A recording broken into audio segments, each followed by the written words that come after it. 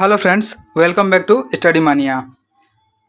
इस वीडियो में हम लोग ज्ञान बिंदु जीएस एकेडमी का बिहार पुलिस का प्रैक्टिस सेट नंबर 13 को डिस्कस करने वाले हैं, जो 2 जुलाई 2025 यानी आज ही कराया गया है। शुरू करते हैं। यह रहा 13 नंबर सेट। पहला क्वेश्चन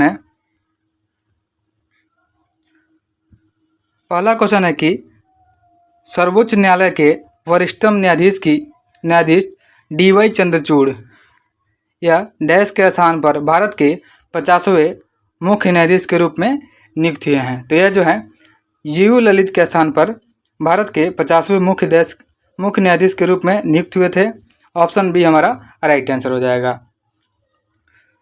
यू ललित जो है, इनका नाम है Uday Umesh Lalit. Option B right answer हो जाएगा। साथ ही याद रखेंगे कि जो 50वें मुख्य न्यायाधीश हैं, इनका नाम है डी.वाई. चंद्रचूड़। उसके बाद 91 जो बने थे, 91 का नाम है संजीव खन्ना। याद रखेंगे 91 नंबर के जो बने थे, उनका नाम है संजीव खन्ना।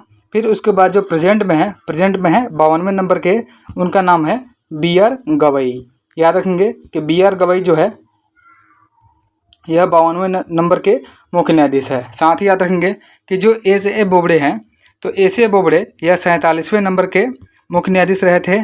उसके बाद 48वें नंबर के जो मुख्य न्यायाधीश रहे थे, यह रहे थे एन.वी. रमन्ना। एन.वी. रमन्ना जो थे, यह 48वें नंबर के मुख्य न्यायाधीश थे। इतनी बातों को आप लोग याद रखिएगा। नेक्स्ट है, अगला क्वेश्चन है, निम्नलिखित में से कौन सा भारतीय संविधान के बारे में सही नहीं है? गलत कौन सा दिया हुआ है?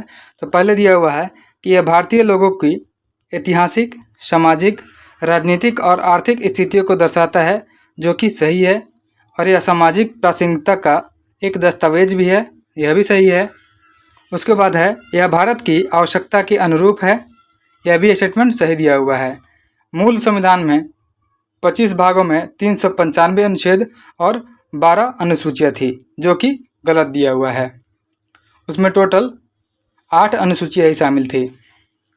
तो ऑप्शन डी जो हो जाएगा, गलत दिया हुआ है। ऑप्शन डी हमारा राइट आंसर हो जाएगा। साथ ही याद रखेंगे कि जो संविधान बना था, तो संविधान को 26 नवंबर 1949 को जो है अंगीकार किया गया था, और 26 जनवरी 1950 को इसे लागू किया गया था। नेक्स्ट है, अगला क्वेश्चन है कि निम्नलिखित में से कौन सा क्षेत्र भारत का जैव विविधता अति क्षेत्र यानी हॉट स्पॉट का प्रतिनिधित्व करता है? तो यह हो जाएगा पश्चिमी घाट। भारत में टोटल 4 जो है हॉट स्पॉट हैं, जिसमें शामिल है, एक है हिमालय जो है हॉट स्पॉट में आता है। फिर एक दूसरा जो है, उसका नाम है पश्चिमी घाट। दूसरा है पश्चिमी घाट।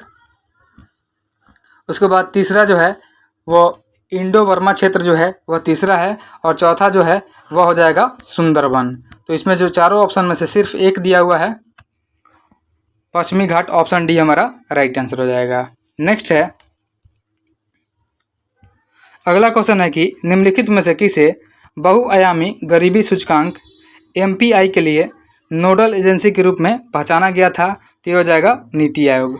ऑप्शन ए हमारा राइट आंसर हो जाएगा। साथ ही याद रखेंगे कि नीति आयोग का जो स्थापना किया गया था, यह योजना आयोग के स्थान पर किया गया था 1 जनवरी 2015 को, और नीति आयोग के जो अध्यक्ष होते हैं, यह प्रधानमंत्री होते हैं। नेक्स्ट है, अगला क्वेश्चन देखते हैं कि भारत के नियंत्रक एवं महालेखा परीक्षक को उसके पद से हटाने की प्रक्रिया नियम जो होती है, निम्नलिखित में से किसके समान होती है? तो यह जो होती है, उच्चतम न्यायालय के न्यायाधीश को पद से हटाने की जो प्रक्रिया होती है, उसी के समान होती है। और इसे हटाने की प्रक्रिया होती है जो संसद के दोनों सदनों में विशेष बहुमत पारित करके हटाया जाता है। साथ ही याद रखेंगे कि नियंत्रक एवं महालेखा परीक्षक जो है, यह कैग है, जिसका वर्णन जो किया गया है आर्टिकल 148 में किया गया है। और पूछा जाएगा कि प्रेजेंट कैग कौन है? तो प्रेजेंट कैग जो है, यह है के संजय मूर्ति। याद रखेंगे कि अभी प्रेजेंट में जो कैग हैं नियंत्रक एवं महालेखा परीक्षक, उनका नाम है के संजय मूर्ति। नेक्स्ट है, अगला क्वेश्चन है कि प्रथम विश्व युद्ध के दौरान कौन सा देश 1915 में ब्रिटेन के खिलाफ धुरी बलों में शामिल था? यह शामिल था बुल्गारिया। याद रखेंगे कि प्रथम विश्व युद्ध के दौरान जो है बुल्गारिया 1915 में ब्रिटेन के खिलाफ धुरी बलों में शामिल था। ऑप्शन बी हमारा राइट आंसर हो जाएगा। नेक्स्ट है,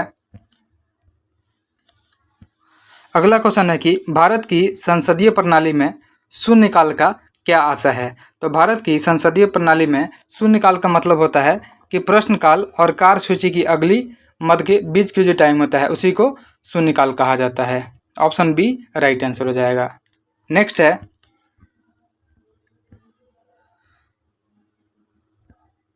अगला क्वेश्चन है, क्वेश्चन नंबर 8 है, कनिष्क के शासनकाल के दौरान इनमें से किस स्थान को 14 बौद्ध परिषद के स्थान के रूप में चुना गया था। तो चौथा जो बौद्ध स्थान था यह कुंडलवन कश्मीर का था। ऑप्शन बी हमारा राइट आंसर हो जाएगा। साथ ही याद रखेंगे कि जो पहला बौद्ध संगीति हुआ था वह हुआ था राजगीर में, दूसरा जो हुआ था यह वैशाली में हुआ था, तीसरा पाटलिपुत्रा में हुआ था और चौथा जो हुआ था कुंडलवन कश्मीर में हुआ था। नेक्स्ट है, अगला क्वेश्चन है कि भारतीय संविधान में स्वतंत्रता, अन्याय और बंधुत्व हो जाएगा, बंधुत्व के सिद्धांतों का पालन किस संविधान से लिया गया है। तो यह जो लिया गया है फ्रेंच संविधान से लिया गया है। ऑप्शन ए हमारा राइट आंसर हो जाएगा। नेक्स्ट है, भारतीय संविधान के निम्नलिखित में अंतर राज्य परिषदों की स्थापना का प्रस्ताव शामिल है। तो यह शामिल है अनुच्छेद 263 में। भारतीय संविधान में जो है अनुच्छेद 263 में अंतर राज्य परिषदों का स्थापना का प्रस्ताव शामिल है। और साथ ही याद रखेंगे कि 1990 में जो है 1990 में पहली बार अंतर राज्य परिषदों का गठन किया गया था और इसके जो अध्यक्ष होते हैं यह प्रधानमंत्री होते हैं। नेक्स्ट है, निम्नलिखित में से कौन सा प्रोविजन कनाडा के संविधान से भारतीय संविधान द्वारा मिश्रित नहीं किया गया है। तो यह हो जाएगा राज्यसभा के सदस्यों का नामांकन।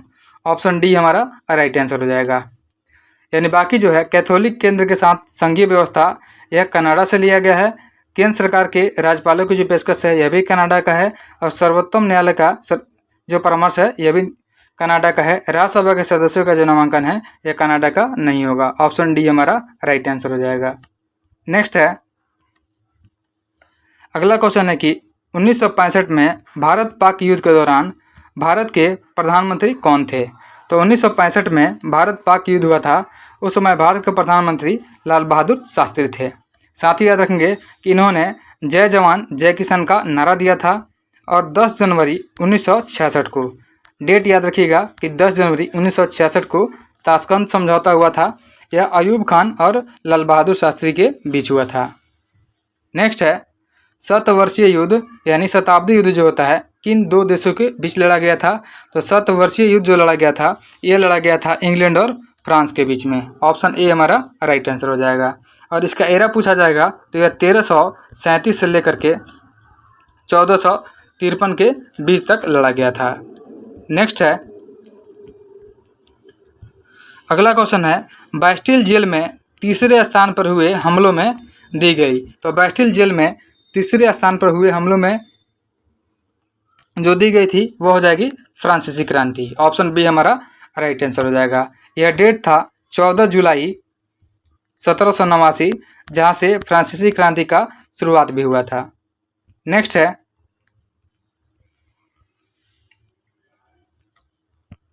अगला क्वेश्चन है कि दिल्ली की जामा मस्जिद का निर्माण निम्नलिखित में से किस मुगल बादशाह ने किया था। तो दिल्ली की जामा मस्जिद का निर्माण किया गया था शाहजहां के द्वारा। ऑप्शन डी हमारा राइट आंसर हो जाएगा। नेक्स्ट है,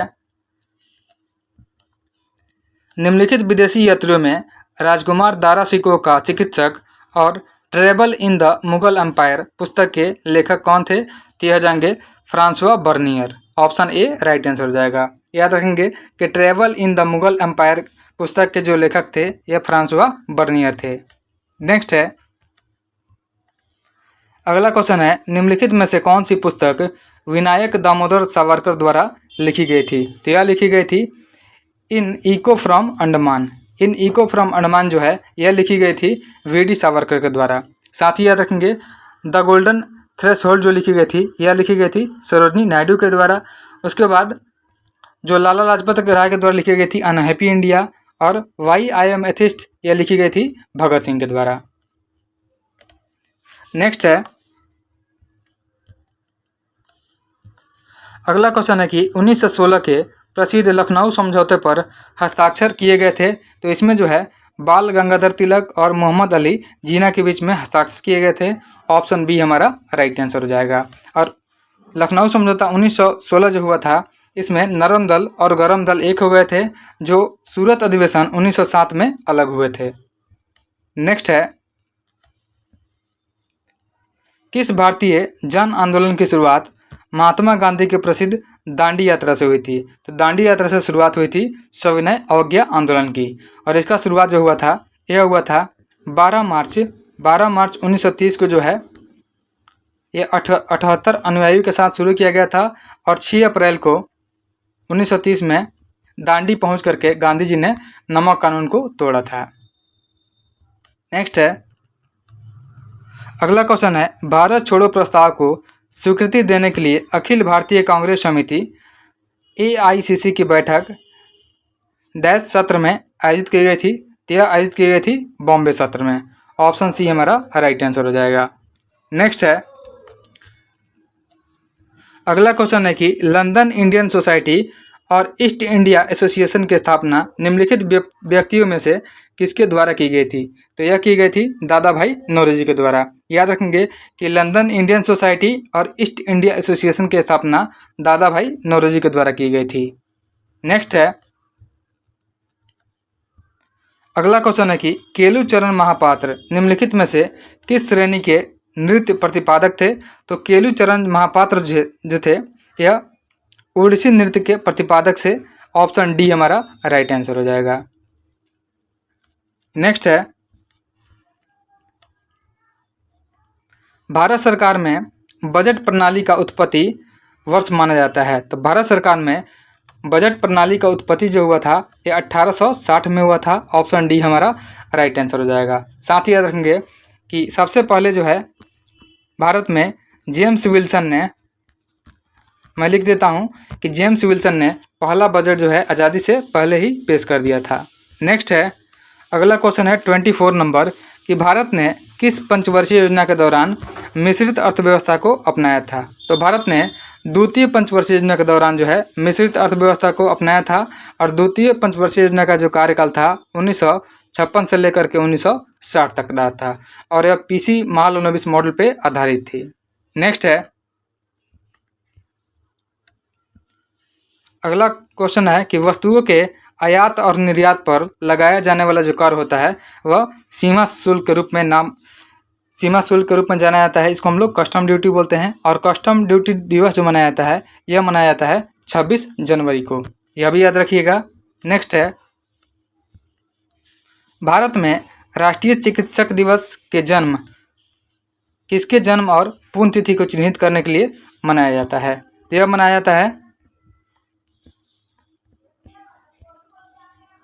डॉक्टर विधान चंद्र राय की पुण्यतिथि पर, यानी 1 जुलाई को जो है डॉक्टर विधान चंद्र राय का जन्म भी हुआ था और मृत्यु हुआ था। इन्हीं का जन्म दिवस के अवसर पर डॉक्टर दिवस मनाया जाता है। ऑप्शन सी हमारा राइट आंसर हो जाएगा। नेक्स्ट है 27 नंबर क्वेश्चन है, इसमें राज्य जैव दिए हुए हैं और आरक्षित क्षेत्र का नाम दिया हुआ है, इसमें मिलान करना है। पहले असम है, असम में है मानस है, तो इसका मिलान 3 हो जाएगा। फिर उसके बाद मध्य प्रदेश में पंचमढ़ी है, इसका मिलान 1 हो जाएगा। उसके बाद उड़ीसा में जो है, उड़ीसा में सिमलीपाल है, इसका मिलान हो जाएगा 4 हो जाएगा। और मेघालय में जो है यह नोकरेक हो जाएगा, इसका मिलान जो हो जाएगा ऑप्शन बी हो जाएगा। तो हमारा ऑप्शन हो जाएगा सबसे पहले तो 1 का सी हो जाएगा सबसे पहले, उसके बाद ए हो जाएगा, फिर उसके बाद डी हो जाएगा, और फिर उसके बाद ए हो जाएगा, सॉरी इसके बाद बी हो जाएगा, CADB। ऑप्शन डी में तो सी दिया हुआ है, लेकिन यहाँ पे सी या ए हो जाएगा, DB अब हो जाएगा ऑप्शन डी राइट आंसर हो जाएगा। नेक्स्ट है, अगला क्वेश्चन है कि निम्नलिखित में से किसको वायुमंडल में द्वितीयक प्रदूषक के रूप में जाना जाता है? तो वायुमंडल में द्वितीयक प्रदूषक के रूप में ओजोन यानी O3 को जाना जाता है। ऑप्शन ए राइट आंसर हो जाएगा। नेक्स्ट है, निम्नलिखित में से किससे भारत का पहला मानव अंतरिक्ष यान कार्यक्रम स्वीकृत किया गया है? तो यह हो जाएगा गगनयान। ऑप्शन बी हमारा राइट आंसर हो जाएगा। याद रखेंगे कि भारत का पहला मानव अंतरिक्ष यान कार्यक्रम जो स्वीकृत किया गया है यह गगनयान हो जाएगा। नेक्स्ट है क्वेश्चन नंबर 30 है, विश्व प्रसिद्ध हैरी पॉटर श्रृंखला के लेखक कौन है? तो हैरी पॉटर श्रृंखला के लेखक हो जाएंगे J K Rowling, option B right answer हो जाएगा। अगला क्वेश्चन है, स्वामी दयानंद सरस्वती के बारे में निम्नलिखित में से कौन सा कथन जो है गलत दिया हुआ है? उन्होंने सत्यार्थ प्रकाश पुस्तक की रचना की थी जो कि सही दिया हुआ है। अगला है, वे आर्य समाज के संस्थापक थे दयानंद सरस्वती, यह भी सही है। और उनका जन्म जो हुआ था यह गुजरात में हुआ था, यह भी सही हुआ है। नेक्स्ट है कि ब्रह्म समाज के संस्थापक थे, जो कि गलत हो जाएगा क्योंकि ब्रह्म समाज के जो स्थापना किया गया था यह किया गया था राजा राम मोहन राय के द्वारा। तो ऑप्शन जो डी है यह गलत दिया हुआ है, ऑप्शन डी हमारा राइट आंसर हो जाएगा। नेक्स्ट है क्वेश्चन नंबर 32 है कि बैडमिंटन के खेल में महिलाओं के लिए निम्नलिखित में से कौन सा कप या ट्रॉफी प्रदान की जाती है? तो महिलाओं को इनमें से उबर कप दिया जाता है। बैडमिंटन खेल में महिलाओं को उबर कप दिया जाता है, ऑप्शन सी हमारा राइट आंसर हो जाएगा। लेकिन अगर आपसे पूछा जाए कि बैडमिंटन के खेल में पुरुषों को दिया जाने वाला कप कौन सा है, तो पुरुषों को दिया जाता है थॉमस कप। याद रखेंगे कि बैडमिंटन के खेल में पुरुषों को थॉमस कप दिया जाता है। नेक्स्ट है क्वेश्चन नंबर 33 है कि अशोक के शिलालेखों के अनुसार निम्नलिखित में से किस स्थान को कर मुक्त घोषित किया गया था और केवल 1/8 भाग को ही कर योग्य घोषित किया गया था? तो यह हो जाएगा लुम्बिनी। लुम्बिनी को जो है कर मुक्त घोषित कर दिया गया था, ऑप्शन बी हमारा राइट आंसर हो जाएगा। अशोक ने अपने 20वें वर्षगांठ पे लुम्बिनी को कर मुक्त घोषित कर दिया था। नेक्स्ट है नालंदा विश्वविद्यालय के बारे में निम्नलिखित में से कौन सा कथन जो है सही नहीं है? गलत को चूज करना है। पहले दिया हुआ है यह एक प्राचीन बौद्ध शिक्षा का केंद्र था, यह सही है। एक चीनी ह्वेन सांग ने यहाँ अध्ययन किया था, यह भी सही है। और हमें इसके बारे में केवल चीनी तीर्थयात्रियों के लेखन के माध्यम से पता चलता है, जो कि गलत है क्योंकि यह केवल चीनी यात्रियों के लेखन से नहीं बल्कि यहाँ पे पुरातात्विक साक्ष्य भी मिले हैं, कुछ पुस्तकें भी मिली हैं, उससे भी जानकारी प्राप्त होती है। तो यह गलत दिया हुआ है, ऑप्शन सी हो जाएगा हमारा राइट आंसर हो जाएगा। नेक्स्ट है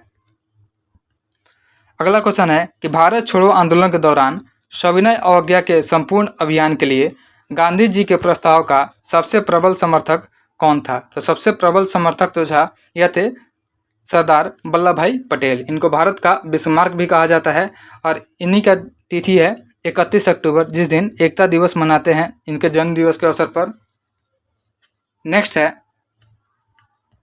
निम्नलिखित में से कौन सा राज्य 26 अक्टूबर 1947 को विलय पर हस्ताक्षर करके भारत में शामिल हुआ था? तो यह हो जाएगा जम्मू कश्मीर, ऑप्शन सी हमारा राइट आंसर हो जाएगा। नेक्स्ट है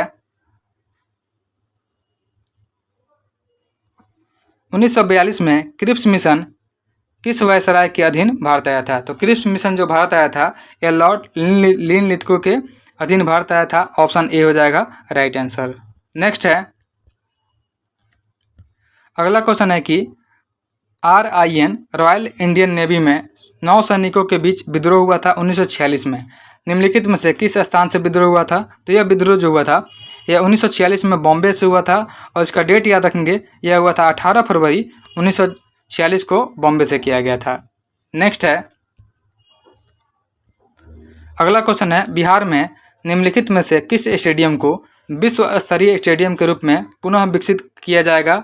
तो यह है Moinul Haq stadium Patna, option A हमारा राइट आंसर हो जाएगा। मोइनुल हक स्टेडियम को जो है विश्व स्तरीय स्टेडियम के रूप में पुनः डेवलप किया जाएगा। नेक्स्ट है क्वेश्चन नंबर 40 है सौर मंडल का भू केंद्रित मॉडल किसके द्वारा दिया गया था? भू केंद्रित का मतलब होता है कि पृथ्वी जो है बीच में है और बाकी सभी ग्रह इसके चक्कर लगा रहे हैं, यह दिया गया था टॉलमी के द्वारा। और साथ ही याद रखेंगे एक होता है सूर्य केंद्रित, सूर्य केंद्रित मॉडल होता है जो दिया गया था कोपरनिकस के द्वारा। इसके अनुसार जो है सूर्य जो है बीच में है और बाकी ग्रह जो है इसके चक्कर लगाते हैं। नेक्स्ट है लुसाई नाम निम्नलिखित में से किस राज्य में रहने वाली जनजातीय आबादी को दिया गया है? तो लुसाई जो पाई जाती है यह मुख्य रूप से त्रिपुरा और मिजोरम में पाई जाती है, ऑप्शन में त्रिपुरा है, ऑप्शन सी हमारा राइट आंसर हो जाएगा। नेक्स्ट है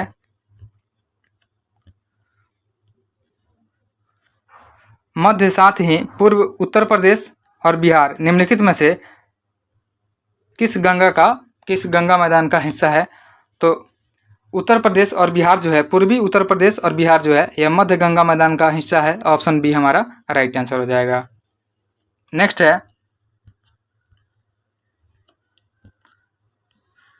नाथुला दर्रे के बारे में निम्नलिखित में से कौन सा कथन जो है सही दिया हुआ है। तो यह सिक्किम को तिब्बत से जोड़ता है नाथुला दर्रा, यह बिल्कुल सही है। यह प्राचीन रेशम मार्ग की मुख्य धमनी थी, यह भी सही है। और नाथुला दर्रा जो है यह 2006 में फिर से खोला गया था, यह भी सही है। तीनों स्टेटमेंट सही दिया हुआ है नाथुला दर्रे के बारे में। नेक्स्ट है निम्नलिखित में से कौन सी भारत की पश्चिम की ओर बहने वाली नदी है। तो भारत की पश्चिम की ओर बहने वाली नदी हो जाएगी नर्मदा। नर्मदा और ताप्ती जो है यह पश्चिम की ओर बहती है। बाकी महानदी कृष्णा और कावेरी जो है यह पूरब की ओर बहती है। और कावेरी को दक्षिण की गंगा कहा जाता है और गोदावरी को दक्षिणी गंगा या बृहद गंगा कहा जाता है। तो हमारा पूछा गया ऑप्शन में कि पश्चिम की ओर बहने वाली नदी, तो यह हो जाएगा नर्मदा। ऑप्शन ए हो जाएगा हमारा केवल 3 यानी नर्मदा ही हो जाएगी। नेक्स्ट है राज्यसभा के बारे में निम्नलिखित में से कौन सा कथन जो है सही नहीं है, गलत कौन सा दिया हुआ है। तो पहला स्टेटमेंट है कि राज्यसभा एक अस्थायी निकाय है, जो कि सही है। और इसका पहली बार विधिवत गठन हुआ था 3 अप्रैल 1952 को, यह भी सही है। अगला है कि राज्यसभा के 12 सदस्य जो है राष्ट्रपति द्वारा मनोनीत किए जाते हैं, यह भी सही दिया हुआ है। नेक्स्ट है इसके 1/3 सदस्य जो है हर साल सेवानिवृत्त होते हैं, जो कि गलत है। इसके 1/3 सदस्य जो है हर 2 साल में सेवानिवृत्त होते हैं, तो गलत यही है। ऑप्शन डी हमारा राइट आंसर हो जाएगा। और साथ ही याद रखेंगे कि जो बैठक हुआ था, राज्यसभा का पहला बैठक जो हुआ था, यह हुआ था 13 मई को।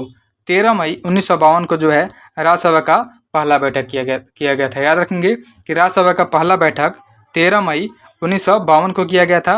इस बात को भी आप लोग याद रखिएगा। नेक्स्ट है अगला क्वेश्चन है 46 नंबर।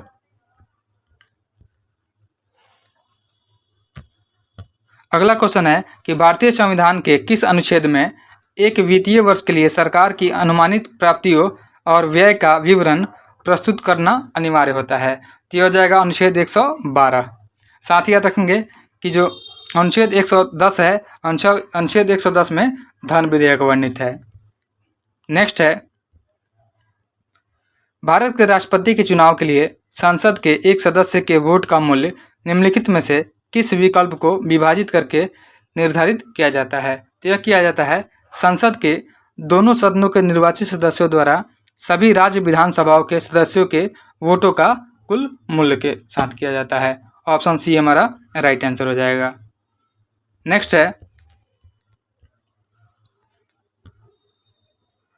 भारतीय राष्ट्रीय कांग्रेस ने संविधान सभा की मांग किस वर्ष रखी थी। तो भारतीय राष्ट्रीय कांग्रेस के द्वारा संविधान सभा की मांग जो रखी गई थी यह 1935 में रखी गई थी। ऑप्शन बी हमारा राइट आंसर हो जाएगा। नेक्स्ट है अगला क्वेश्चन है निम्नलिखित में से कौन से मौलिक कर्तव्य 86वें संविधान अधिनियम 2002 के द्वारा जोड़ा गया था। तो यह मौलिक कर्तव्य था कि प्रत्येक अभिभावक का कर्तव्य होगा कि 6 से 14 वर्ष के बच्चों को या अपने प्रतिपालक को शिक्षा का अवसर प्रदान करेंगे। तो ऑप्शन डी हमारा आंसर हो जाएगा कि 6 से 14 वर्ष की आयु के बच्चे को या अपने प्रतिपालक को शिक्षा के अवसर प्रदान किए जाएंगे। ऑप्शन डी हमारा राइट आंसर हो जाएगा। नेक्स्ट है अगला क्वेश्चन है किस समिति ने लोकतांत्रिक विकेंद्रीकरण की योजना का स्थापना की सिफारिश की थी। तो यह की गई थी बलवंत राय मेहता की समिति के द्वारा। बलवंत राय मेहता जो समिति आई थी यह 1957 में आई थी और यह त्रिस्तरीय समिति थी। साथ ही याद रखेंगे कि द्विस्तरीय जो समिति थी यह अशोक मेहता समिति थी। नेक्स्ट है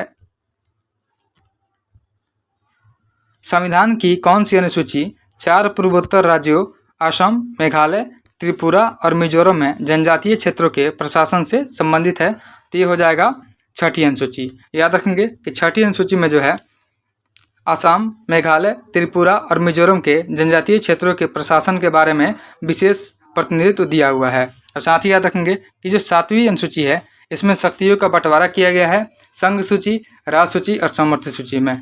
8वीं अनुसूची में 22 भाषाओं का उल्लेख है और जो 9वीं अनुसूची है इसमें राज्यों द्वारा भू हस्तांतरण से संबंधित विषयों के बारे में जानकारी दी हुई है। नेक्स्ट है, कठोर जल में निम्नलिखित में से कितनी अधिक मात्रा उपस्थित होती है? यहाँ पे हो जाएगा किसकी अधिक मात्रा उपस्थित होती है? तो हो जाएगा कैल्शियम और मैग्नीशियम की। ऑप्शन बी हमारा राइट आंसर हो जाएगा। नेक्स्ट है, घेगा रोग के उपचार में किस आइसोटोप यानी समस्थानी का उपयोग किया जाता है? तो घेगा रोग के उपचार में आयोडीन 131 का उपयोग किया जाता है। साथ ही याद रखेंगे कि कोबाल्ट 60 का उपयोग जो किया जाता है यह कैंसर के उपचार में किया जाता है। नेक्स्ट है, अगला क्वेश्चन है कि आहार नाली में अंगों द्वारा स्रावित वसा के पाचन में कौन सा रस जो है महत्वपूर्ण भूमिका निभाता है? तो यह होता है पीत रस और अग्नाशयी रस।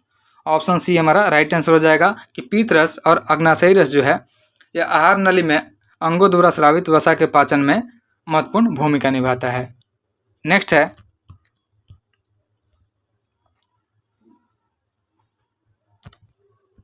अगला क्वेश्चन है, निम्नलिखित कथनों में कौन सा कथन जो है सही दिया हुआ है? तो सिर्फ सही को चूज करना है। पहला है, पादप सूर्य के प्रकाश से प्राप्त ऊर्जा को कार्बोहाइड्रेट के रूप में भोजन में परिवर्तित किया जाता है, जो कि सही दिया हुआ है। और पादपों में पर्णहरित होता है, यह भी सही है। अगला है कि पादप समुद्री शैवाल में नहीं मिलती है, यह गलत दिया हुआ है, पादप समुद्री शैवाल में नहीं मिलती है। तो ऑप्शन जो हो जाएगा केवल 1 और 2 सही है, ऑप्शन बी हमारा राइट आंसर हो जाएगा। नेक्स्ट है, पृथ्वी पर किस बिंदु पर गुरुत्वाकर्षण नहीं होता है? तो पृथ्वी पर जो है गुरुत्वाकर्षण नहीं होता है पृथ्वी के केंद्र पर। ऑप्शन डी राइट आंसर हो जाएगा। याद रखेंगे कि पृथ्वी पर जो है गुरुत्वाकर्षण पृथ्वी के केंद्र पर नहीं होता है। नेक्स्ट है, विद्युत धारा का पता लगाने के लिए उपयोग किया जाने वाला उपकरण कौन सा है? तो विद्युत धारा का पता लगाने के लिए उपयोग किया जाने वाला जो उपकरण है इसको बोलते हैं गैल्वेनोमीटर। और जो अल्टीमीटर होता है यह वायुयान की ऊंचाई मापने के लिए प्रयोग किया जाता है। और फायदोमीटर जो है यह समुद्र की गहराई में नापने के लिए प्रयोग किया जाता है। नेक्स्ट है, जब एक बस अचानक शुरू होती है तो यात्री पीछे की ओर धकेले जाने का अनुभव करता है, यह निम्नलिखित में से किसका उदाहरण है? तो यह जो है इनर्शिया यानी जड़त्व का उदाहरण होता है, जो कि न्यूटन का पहला नियम हो जाएगा। ऑप्शन ए राइट आंसर हो जाएगा। यानी कोई वस्तु अगर गति में है तो गति में ही रहना पसंद करेगी, रहना चाहेगी, और जो गति अब विराम में है तो विराम में ही रहना चाहेगी, इसलिए ऑप्शन ए हमारा राइट आंसर हो जाएगा। नेक्स्ट है, क्वेश्चन नंबर 59 है कि भी के विभवांतर वाले 2 बिंदुओं के पार 5C आवेश को स्थानांतरित करने में कितना ऊर्जा कार्य होता है? कितना कार्य होता है?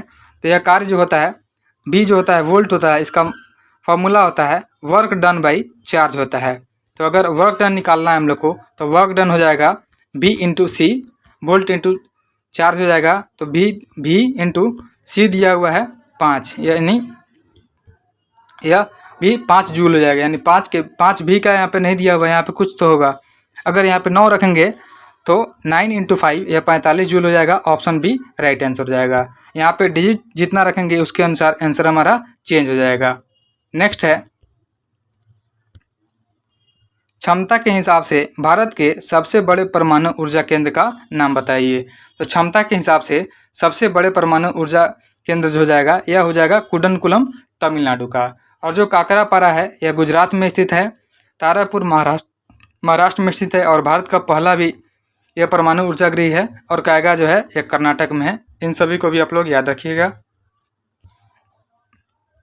नेक्स्ट है, धातुओं के बारे में निम्नलिखित में से कौन से कथन सही दिए हुए हैं? तो धातुओं के बारे में सही है, धातुएं चमकदार होती है, यह स्टेटमेंट सही है। ये ऊष्मा और विद्युत की अच्छी सुचालक होती है, यह भी सही है। और इन्हें तार में बदला जा सकता है, यह भी सही दिया हुआ है। और ये आघातवर्ध भी होती है, यह भी सही दिया हुआ है। तो चारों स्टेटमेंट सही दिए हुए हैं। ऑप्शन डी हमारा राइट आंसर हो जाएगा कि सभी ए, बी और सी और डी सभी सही हैं। नेक्स्ट है, किस प्रक्रिया से समुद्री जल को शुद्ध किया जा सकता है? तो समुद्री जल को शुद्ध करने की प्रक्रिया होती है, एक होती है रिवर्स ऑस्मोसिस और एक होती है निस्पंदन। तो इसमें रिवर्स ऑस्मोसिस तो नहीं दिया हुआ है, ऑप्शन सी हो जाएगा हमारा निस्पंदन। ऑप्शन सी हमारा राइट आंसर हो जाएगा। सॉरी, निस्पंदन नहीं, ये आसवन होना चाहिए। एक मिनट। क्वेश्चन है कि किस प्रक्रिया से समुद्री जल को शुद्ध किया जा सकता है? तो समुद्री जल को आसवन विधि से शुद्ध किया जाता है और साथ ही साथ रिवर्स ऑस्मोसिस से भी शुद्ध किया जाता है। याद रखेंगे कि रिवर्स ऑस्मोसिस से शुद्ध किया जाता है और आसवन विधि से शुद्ध किया जाता है। ऑप्शन डी हमारा राइट आंसर हो जाएगा। नेक्स्ट है, अगला क्वेश्चन है कि वॉशिंग मशीन में भारी कणों से पानी निचोड़ने के लिए किस तकनीक का उपयोग किया जाता है? तो वॉशिंग मशीन में भारी कणों से पानी निचोड़ने के लिए अपकेंद्रण का प्रयोग किया जाता है। ऑप्शन सी हमारा राइट आंसर हो जाएगा। नेक्स्ट है, डायमंड रिंग किस प्रकार के सूर्य ग्रहण में होती है? तो एक सूर्य ग्रहण होता है जो डायमंड रिंग के जैसे बनता है, जैसे इसमें नीचे की तरफ या ऊपर की तरफ जो होता है, इसमें एक जगह ये अंगूठी के आकार का होता है, यहाँ पे एक तरफ से सूर्य दिखाई देता है, यह होता है, इसे हम लोग डायमंड रिंग बोलते हैं। यह होता है पूर्ण सूर्य ग्रहण के समय में होता है। तो ऑप्शन ए हमारा राइट आंसर हो जाएगा। नेक्स्ट है, अगला क्वेश्चन है कि CH3CH2OH, यानी इसको हम लोग लिख सकते हैं C2H5OH, सूत्र वाले सूत्र का नाम क्या है? तो इसका जो नाम हो जाएगा एथेनॉल हो जाएगा। एथेनॉल का जो फॉर्मूला होता है C2H5OH होता है। और साथ ही याद रखेंगे कि जो सिरका है, सिरका का फॉर्मूला होता है, यह होता है CH3COOH होता है।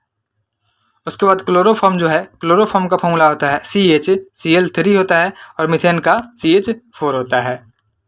नेक्स्ट है,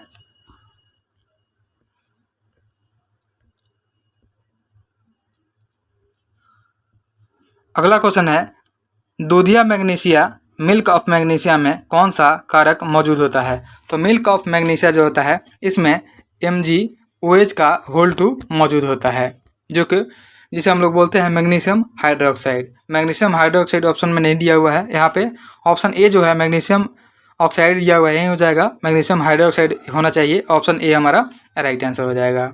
नेक्स्ट है, अगला क्वेश्चन है कि जब हम एक प्याज काटते हैं तब सिंथेज एंजाइम प्याज के एमिनो अम्ल सल्फो ऑक्साइड को किस अम्ल में परिवर्तित करता है? तो सल्फोनिक अम्ल में इसे चेंज कर देता है। ऑप्शन सी हमारा राइट आंसर हो जाएगा। नेक्स्ट है, अगला क्वेश्चन है कि जल का फ्लोरिडीकरण यानी फ्लोरीकरण जो होता है, जो कि सार्वजनिक जल आपूर्ति के लिए फ्लोराइड का नियंत्रित समायोजन होता है, क्यों किया जाता है? तो यह किया जाता है कि दांतों की सड़न को रोकने के लिए। ऑप्शन सी हमारा राइट आंसर हो जाएगा। नेक्स्ट है, 69 नंबर क्वेश्चन है, समूह 3 से 12 तक के तत्वों को डैश तत्व या संक्रमण तत्व जो कहते हैं, ये डी ब्लॉक को बोलते हैं। ऑप्शन सी हमारा राइट आंसर हो जाएगा। नेक्स्ट है, क्वेश्चन नंबर 70 है, कांसा जो होता है, कांस्य मिश्र धातु के मुख्य घटक क्या है? तो कांसा मिश्र धातु जो होता है, इसका मुख्य घटक तांबा और टीन होता है। ऑप्शन बी राइट आंसर हो जाएगा। साथ ही याद रखेंगे कि जो पीतल होता है, यह तांबा और जिंक से मिलकर बनता है, यह पीतल होता है। नेक्स्ट है, आइसोबार क्या है? तो आइसोबार जो होता है, इसे हम लोग संभारिक भी बोलते हैं। यह होता है कि भिन्न परमाणु संख्या लेकिन समान द्रव्यमान संख्या वाला जो तत्व होते हैं, उसी को हम लोग आइसोबार यानी संभारिक कहते हैं। नेक्स्ट है, अगला क्वेश्चन है कि रजत को दीर्घ दृष्टि दोष है, नेत्र रोग विशेषज्ञ उसकी दृष्टि को सही करने के लिए किस प्रकार के लेंस का सुझाव देंगे? तो नेत्र अगर किसी को दीर्घ दृष्टि दोष होगा तो उसे उत्तल लेंस का प्रयोग किया जाएगा। ऑप्शन डी हमारा राइट आंसर हो जाएगा और इसको बोलते हैं हम लोग हाइपरमेट्रोपिया। अगला क्वेश्चन है, क्वेश्चन नंबर 73 है, औसत गति अगर दिया हो u+v/2 में, यह गलत दिया हुआ है, न का अर्थ दिया हुआ है यहाँ पे, या तो u का पूछा जाएगा, u का मतलब क्या होता है, या पूछा जाएगा v का मतलब क्या होता है। तो u का मतलब पूछा जाएगा, तो अगर u का पूछा जाएगा तो यह हो जाएगा प्रारंभिक वेग, अगर v का मतलब पूछा जाएगा तो यह हो जाएगा अंतिम वेग। तो यहाँ पे जैसे पूछा जाएगा वैसे आंसर हो जाएगा। यह मिसप्रिंट है, यहाँ पे सिर्फ न लिख दिया गया है जो कि गलत है। नेक्स्ट है, अगला क्वेश्चन है 74 नंबर, रेगिस्तान में मृग मरीचिका के बनने का कारण क्या होता है? तो रेगिस्तान में मृग मरीचिका के बढ़ने का जो कारण होता है यह प्रकाश का अपवर्तन और पूर्ण आंतरिक परिवर्तन दोनों होता है। तो ऑप्शन सी हमारा राइट आंसर हो जाएगा। अगला क्वेश्चन है, निम्नलिखित में से कौन अंतःस्रावी तंत्र का हिस्सा नहीं है? तो अंतःस्रावी तंत्र का हिस्सा यह लार ग्रंथि जो है यह बहिर्स्रावी तंत्र का हिस्सा है। ऑप्शन बी हमारा आंसर हो जाएगा। बाकी जो है पीनियल ग्रंथि, थाइमस ग्रंथि और अधिवृक्क ग्रंथि यह जो है अंतःस्रावी तंत्र के हिस्से हैं। नेक्स्ट है 76 नंबर क्वेश्चन है, डैश खांसी और छींक जैसी अनैच्छिक गतिविधियों को नियंत्रित करता है। तो यह होता है मेडुला ऑब्लंगेटा। मेडुला ऑब्लंगेटा जो होता है यह खांसी और छींक जैसी अनैच्छिक गतिविधियों को कंट्रोल करता है। ऑप्शन ए हमारा राइट आंसर हो जाएगा। अगला है, राइबोसोम निम्नलिखित में से किसके लिए कार्यस्थल है? तो राइबोसोम में जो है प्रोटीन का निर्माण होता है, प्रोटीन संश्लेषण होता है। तो ऑप्शन ए दिया हुआ है, प्रोटीन संश्लेषण हमारा आंसर राइट हो जाएगा। नेक्स्ट है, निम्नलिखित कथनों में से कौन सा कथन जो है सही दिया हुआ है? तो पहले दिया हुआ है, पादप सूर्य के प्रकाश से प्राप्त ऊर्जा को कार्बोहाइड्रेट के रूप में संग्रहित भोजन में परिवर्तित करते हैं, जो कि सही दिया हुआ है। उसके पादप में पर्णहरित होता है, यह भी सही है। पादप कोशिकाओं में कोशिका भित्ति नहीं होती है, जो कि गलत दिया हुआ है। पादप कोशिका में कोशिका भित्ति होती है, लेकिन जंतु कोशिका में कोशिका भित्ति नहीं होती है। यह स्टेटमेंट गलत है। तो पूछा गया है कौन सा सही है? तो ऑप्शन 1 और 2 दोनों सही है। ऑप्शन बी हो जाएगा, 1 और 2 दोनों सही है। ऑप्शन बी हमारा राइट आंसर हो जाएगा। नेक्स्ट है, निम्नलिखित में से कौन सा अंग जो है एक प्रोकैरियोटिक कोशिका में समानता दिखाता है? तो ये हो जाएगा क्लोरोप्लास्ट और माइटोकॉन्ड्रिया दोनों हो जाएगा। ऑप्शन सी राइट आंसर हो जाएगा। अगला है, सर्वनाम का भेद इनमें से कौन सा नहीं है? तो सर्वनाम का जो भेद होता है यह 6 प्रकार का होता है। ये गुणवाचक जो हो जाएगा यह नहीं हो जाएगा। बाकी जो है प्रश्नवाचक, निजवाचक, संबंधवाचक यह सर्वनाम के भेद हैं। नेक्स्ट है, किस पत्रिका का संपादन भारतेंदु ने नहीं किया था? तो भारतेंदु पत्रिका का जो संपादन है यह भारतेंदु ने नहीं किया था। बाकी जो है बाला बोधनी, हरिश्चंद्र मैगजीन और कवि वचन सुधा का जो प्रतिपादन किया गया था, संपादन यह भारतेंदु के द्वारा किया गया था। नेक्स्ट है, शिक्षक संज्ञा का कौन सा प्रकार है? तो शिक्षक जो है यह जातिवाचक संज्ञा है। ऑप्शन बी हमारा राइट आंसर हो जाएगा। नेक्स्ट है, निम्नलिखित में से कौन सा शब्द जो है खर का पर्यायवाची है? तो खर का पर्यायवाची गधा हो जाएगा। ऑप्शन ए राइट आंसर हो जाएगा। अगला क्वेश्चन है, वात्सल्य रस का सम्राट किस कवि को कहा जाता है? तो वात्सल्य रस का सम्राट जो कहा जाता है यह सूरदास को कहा जाता है। याद रखेंगे, वात्सल्य रस का सम्राट सूरदास को कहा जाता है। नेक्स्ट है, दोपहर के बाद का समय, इस वाक्यांश के लिए उपयुक्त शब्द लिखिए। तो दोपहर का जो बाद का समय होता है उसे हम लोग अपराह्न बोलते हैं। ऑप्शन सी राइट आंसर हो जाएगा। नेक्स्ट है, पूर्वी हिंदी का विकास इनमें से किस अपभ्रंश से हुआ है? तो पूर्वी हिंदी का जो विकास हुआ है यह अर्धमागधी से हुआ है। ऑप्शन सी राइट आंसर हो जाएगा। अगला क्वेश्चन है, निम्नलिखित में से कौन सा शब्द जो है स्त्रीलिंग है? तो आय जो हो जाएगा, आय यह स्त्रीलिंग हो जाएगा। बाकी जो है विवाद, रूप और सार यह सभी पुल्लिंग है। ऑप्शन ए हमारा राइट आंसर हो जाएगा। नेक्स्ट है, select the appropriate phrasal verb from the given option to fill the blank space and complete the sentence. 10 candidates dash for the interview. 10 candidates turned up for the interview. Option A right answer हो जाएगा। Next है, question number 89 है, which of the following is an example of intensive pronoun. Intensive pronoun का इसमें self लगा होता है। Option B हो जाएगा इट सेल्फ। इंटेंसिव प्रोनाउन का एग्जाम्पल हो जाएगा itself. Option B right answer हो जाएगा। नेक्स्ट है, choose the grammatically correct sentence. She is strong enough to carry the box. यह स्टेटमेंट सही है कि she is strong enough to carry the box. यह बॉक्स को ढोने के लिए जो है काफ़ी स्ट्रॉन्ग है। ऑप्शन ए जो हो जाएगा यही से सही आंसर हो जाएगा। नेक्स्ट है,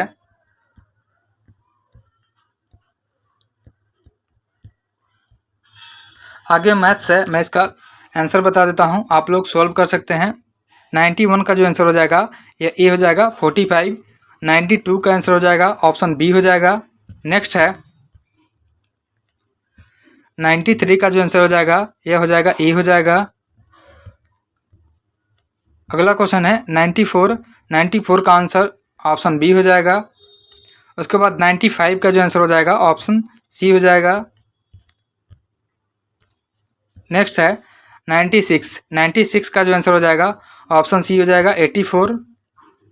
उसके बाद है 97। 97 का जो आंसर हो जाएगा ए हो जाएगा। 98 का जो आंसर हो जाएगा ऑप्शन बी हो जाएगा -12 हो जाएगा। 99 का आंसर ऑप्शन सी 85√3 हो जाएगा। लास्ट क्वेश्चन है 100 नंबर। 100 नंबर का जो आंसर हो जाएगा ऑप्शन सी हो जाएगा।